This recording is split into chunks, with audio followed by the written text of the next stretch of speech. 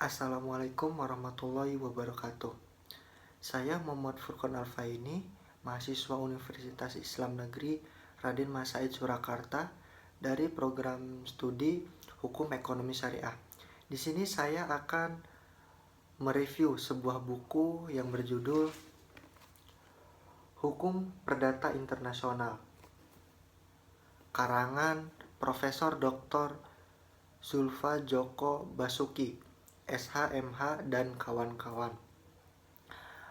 Maksud tujuan pembuatan review book ini guna memenuhi tugas mata kuliah Hukum Perdata Internasional di kelas 7F. Buku Hukum Perdata Internasional ini merupakan karangan dari yang pertama, Profesor Dr. Zulfa Joko Basuki, SHMH, dan yang kedua, Yuun Opusungu, SHLLM.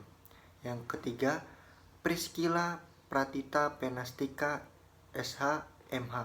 Dan yang keempat, Dr. Mutiara Hikmah, SHMA.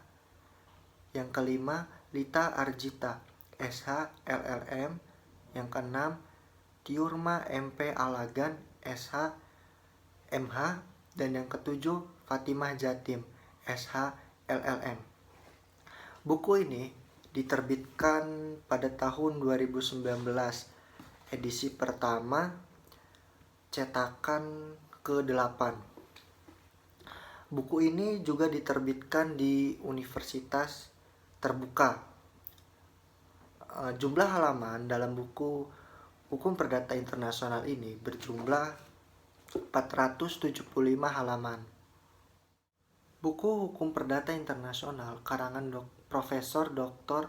Zulfa Joko Basuki dan kawan-kawan ini memiliki 9 bab. Nah, bab pertama itu menjelaskan tentang pengertian hukum perdata internasional, sejarah hukum perdata internasional, dan ruang lingkup hukum perdata internasional. Nah, di dalamnya terbagi menjadi subbab-subbab. Pada subbab pertama, yaitu pengertian hukum perdata internasional. Nah, di dalamnya dijelaskan tentang pentingnya hukum perdata internasional untuk Indonesia. Kemudian istilah hukum perdata internasional dan sifat hukum perdata internasional. Nah, kemudian di subbab kedua menerangkan tentang sejarah hukum perdata internasional. Yang di dalamnya dijelaskan yang pertama masa Imperium Romawi, kemudian kejatuhan Imperium Romawi dan abad pertengahan, dan masa reformasi, kemudian zaman modern. Nah, pada subbab 3 itu menjelaskan tentang ruang lingkup hukum perdata internasional. Pertama, cita-cita unifikasi, kemudian aneka ragam pandangan tentang luas bidang HPI dan sumber-sumber HPI. Kemudian pada bab 2 itu berisi tentang titik-titik pertalian dalam hukum perdata internasional. Nah, pada bab kedua, subbab pertama itu menjelaskan titik pertalian primer. Nah, di dalamnya dijelaskan pengertian titik pertalian primer atau yang biasa disingkat TPP. Kemudian bagian dari TPP. Nah, pada subbab kedua itu menjelaskan tentang titik pertalian sekunder. Nah, di dalamnya dijelaskan pengertian titik pertalian sekunder atau yang biasa disingkat TPS. Nah, kemudian ada juga bagian dari TPS itu sendiri. Nah, kemudian pada subbab 3 berisi tentang titik pertalian lebih lanjut. Di dalamnya dijelaskan pengertian titik pertalian kumulatif, kemudian titik pertalian alternatif, kemudian titik pertalian pengganti, dan titik pertalian tambahan. Nah, pada bab 3 itu berisi tentang status personal. Nah, di dalam status personal itu terbagi menjadi 3 subbab. Nah, subbab pertama itu menjelaskan tentang status personal orang. Nah, di dalamnya dijelaskan pengertian, isi, dan luas bidang status personal. Yang kedua, itu prinsip nasionalitas. Dan yang ketiga, prinsip domisili dan perkembangannya. Pada subbab kedua, itu menjelaskan tentang perkawinan, harta benda, dan dalam perkawinan, perceraian, hubungan orang tua dan anak. Di dalamnya dijelaskan tentang perkawinan, hukum harta benda dalam perkawinan, kemudian perceraian, dan hubungan orang tua dan anak. Nah, pada subbab ketiga itu menjelaskan tentang adopsi. Di dalamnya menjelaskan tentang pengertian adopsi, sifat adopsi, internasional, kemudian apakah ada tempat untuk memilih hukum yang berlaku, kemudian negara-negara yang condong dengan prinsip lex fori, kemudian negara-negara dengan hukum personal, kemudian konvensi adopsi internasional yang terikat, dan jurisprudensi adopsi yang berhubungan dengan Republik Indonesia. Nah, pada subbab keempat itu menjelaskan tentang status personal badan hukum. Di dalamnya berisi tentang pengertian, isi, dan luas bidang status personal badan hukum. Nah, kemudian ada prinsip place of incorporation. Kemudian ada teori kedudukan badan hukum atau statur. Kemudian ada teori manajemen efektif. Kemudian ada teori pengawasan asing dan Indonesia.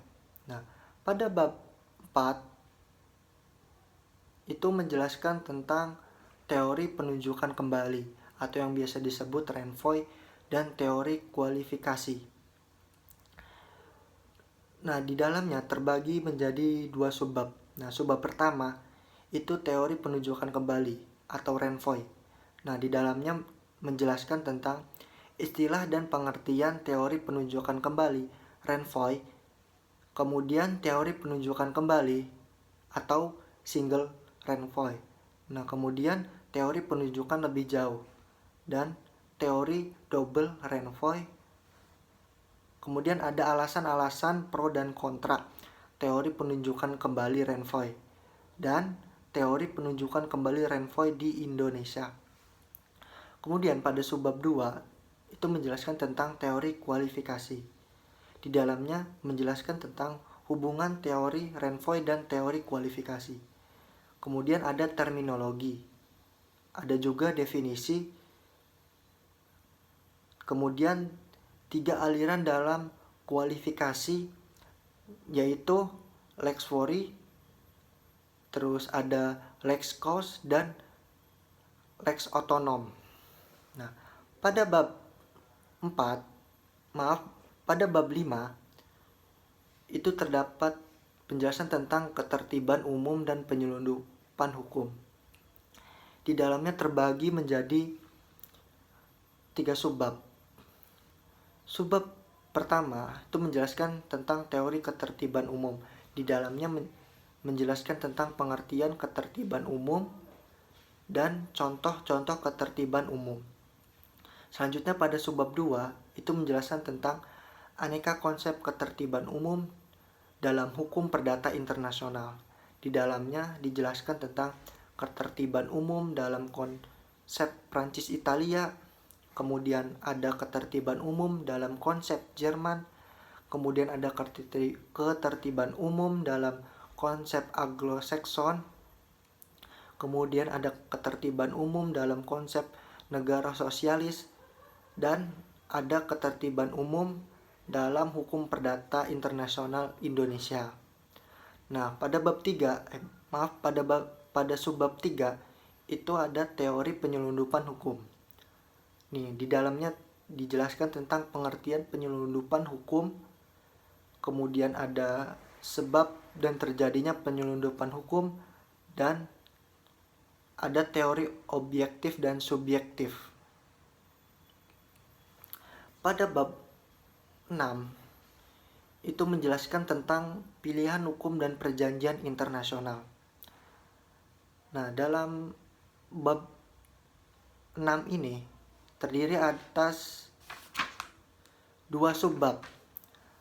Subbab pertama itu tentang lembaga pilihan hukum.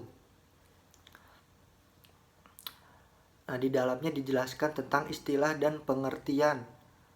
Kemudian ada prinsip-prinsip hukum dalam menentukan hukum yang berlaku bagi suatu kontrak internasional. Kemudian ada macam-macam atau cara dilakukannya pilihan hukum. Kemudian ada pembatasan dalam melakukan pilihan hukum. Dan ada hal-hal yang perlu diperhatikan dalam melakukan pilihan hukum. Selanjutnya pada subbab 2 itu menjelaskan tentang hukum perjanjian internasional. Di dalamnya menjelaskan tentang pengertian dan peristilahan. Kemudian ada pentingnya hukum perjanjian internasional. Kemudian ada pilihan hukum sebagai titik pertalian. Dan yang terakhir ada hukum yang dipergunakan dalam hal tidak ada pilihan hukum. Nah, selanjutnya pada bab 7 itu berisi tentang pilihan forum dan hukum acara perdata internasional. Nah, di dalamnya terdiri atas 2 subbab. Nah, subbab pertama itu tentang pilihan forum. Di dalamnya dijelaskan tentang peristilahan, pengertian, dan dasar hukum. Kemudian ada alternatif penyelesaian sengketa, dan ada konvensi-konvensi internasional yang berkaitan dengan pilihan forum. Kemudian pada subbab 2 itu menjelaskan tentang hukum acara perdata internasional. Di dalamnya dijelaskan tentang pengertian dan peristilahan. Kemudian ada materi dan sumber-sumber hukum acara perdata internasional. Kemudian ada kompetensi hakim dan batasan-batasannya. Kemudian ada pembuktian dan hukum acara. Kemudian ada konvensi-konvensi internasional sebagai salah satu sumber hukum acara perdata internasional. Dan ada pengakuan dan pelaksanaan putusan asing di Indonesia. Kemudian ada contoh-contoh kasusnya. Nah, pada bab 8 itu menjelaskan tentang hak-hak yang telah diperoleh persoalan pendahuluan penyesuaian. Nah, di dalamnya terdiri atas 3 subbab. Subbab pertama menjelaskan tentang hak-hak yang diperoleh. Itu di dalamnya dijelaskan tentang istilah dan pengertian. Kemudian ada sejarah hak-hak yang telah diperoleh. Kemudian ada perkembangan teori hak-hak yang telah diperoleh di Indonesia. Dan ada juga hubungan hak-hak yang telah diperoleh dengan teori HPI lainnya. Nah, pada subbab 2 menjelaskan tentang teori persoalan pendahuluan. Nah, di dalamnya dijelaskan tentang istilah dan pengertian persoalan pendahuluan. Kemudian ada contoh-contoh persoalan pendahuluan. Dan yang terakhir ada macam aliran persoalan pendahuluan.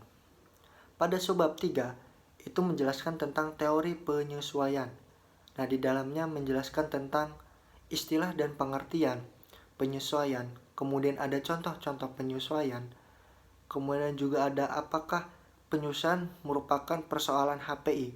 Dan yang terakhir ada hubungan penyesuaian dengan teori antar HPI. Nah, pada bab terakhir yaitu bab 9 itu menjelaskan tentang timbal balik dan pembalasan pemakaian hukum asing.